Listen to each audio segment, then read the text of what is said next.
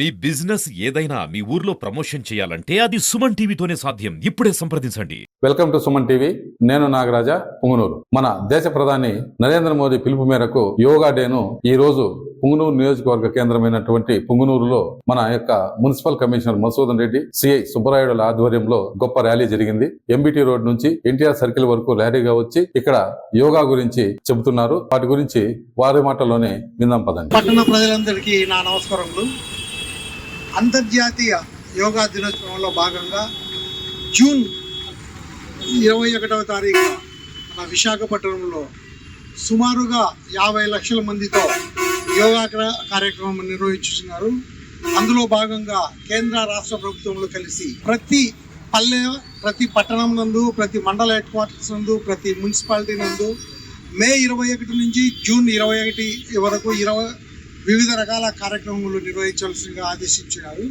అందులో భాగంగా ప్రస్తుతము యోగాలో పాల్గొను ప్రజలకు సంబంధించి రిజిస్ట్రేషన్ కార్యక్రమం జరుగుతున్నది. ఆ కార్యక్రమం అయిన తదుపరి ప్రతిరోజు ఏదో ఒక కార్యక్రమం, ఒక 4-5 ప్లేస్లు సెలెక్ట్ చేసుకొని అందులో నిర్వహించడం జరుగుతుంది.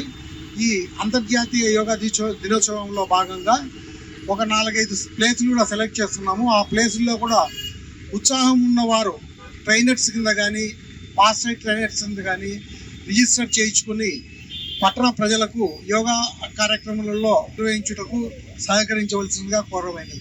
అంతర్జాతీయ యోగా దినోత్సవంని బాగా గ్రాండ్గా మన పిఎం గారు నరేంద్ర మోడీ గారు విశాఖలో నిర్వహించబోతున్నారు. ఆ కార్యక్రమానికి 5 లక్షల మంది పైన హాజరవుతున్నారు. దానికోసమని ప్రతి ఒక్కరూ రిజిస్టర్ చేయించుకోవాల్సిందిగా కోరుతున్నాను. ప్రతి ఒక్కరూ ఈ నెల రోజుల పాటు అయినా మొత్తం కేంద్ర రాష్ట్ర ప్రభుత్వాలు కలిసి చేసే కార్యక్రమాల్లో పాల్గొని యోగా నేర్చుకొని ఈ నెల రోజులు ప్రాక్టీస్ చేస్తే వాళ్ళకు దానివల్ల ఏం బెనిఫిట్స్ వస్తాయి అనేది బాగా అర్థమవుతుంది.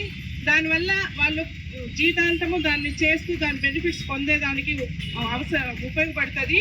దానికోసమని మన పిఎం గారు ఈ నెల రోజుల పాటు అనేక కార్యక్రమాలు నిర్వహించి ప్రజలందరికీ అవగాహన కల్పించి తద్వారా వాళ్ళు ఈ ప్రోగ్రాంలో పార్టిసిపేట్ అయ్యేట్టుగా చేసి మనవంతు పార్టిసిపేట్ చేసి ఇది ఎవరి కోసమో కాదు, ఎవరికి వాళ్ళ హెల్త్ బాగా చేసుకోవడానికి యోగా చేయాలి. యోగా చేయండి, అన్ని ప్రోగ్రాంల్లోనూ పార్టిసిపేట్ చేయండి. మన పిఎం గారు విశాఖలో పాల్గొంటున్న అంతర్జాతీయ యోగా దినోత్సవంలో పాల్గొనండి. యోగా యొక్క బెనిఫిట్స్ని ప్రతి ఒక్కరూ అందుకోండి. Thank you. ఇప్పటికప్పుడే దాన్ని ఆమోదించారు. తర్వాత ప్రపంచవ్యాప్తంగా ఈ యోగా డేని మే 21వ రోజు జూన్ 21వ తేదీ చేయాలి. ఇందే వాళ్ళు ఒక అమెండ్మెంట్ చేశారనమాట.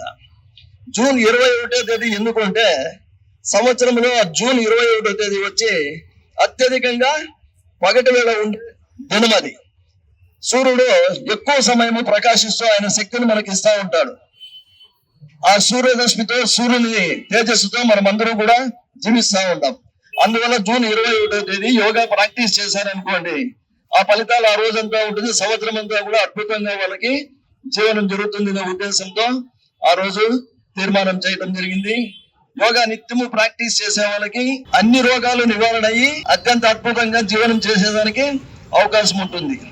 ఈ యోగాసనాల్లో మనిషికి సంబంధించిన శరీర అవయవాలు, ఇన్నర్ పార్ట్స్ కి ప్రతి ఒక్క దానికి కూడా ఒక్కో ఆసనంలో ఒక నివారణ ఉంటుంది.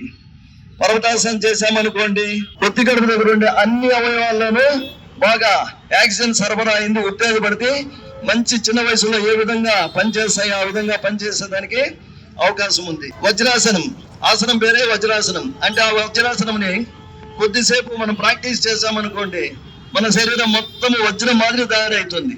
ఇక ప్రాణాయామం, డాక్టర్ దగ్గర పోతే ఫస్ట్ ఏం చేస్తారు, మనకి స్టెథోస్కోప్ పెట్టి బాగా శ్వాస తీసుకోమంటారు. అంటే మనం తీసుకునే శ్వాస విధానంలోనే బలహీనంగా ఉంది, వాళ్ళకి శ్వాస అందటం లేదు అని. ఈ ప్రాణాయామం మనము నిత్యము సాధన చేసే దాంట్లో చాలా ఉత్సాహంగా శరీరంలో ఉండే అన్ని అవయవాలకి ప్రాణశ్వాస అంది మంచి జీవన విధానము అలవాటైతుంది.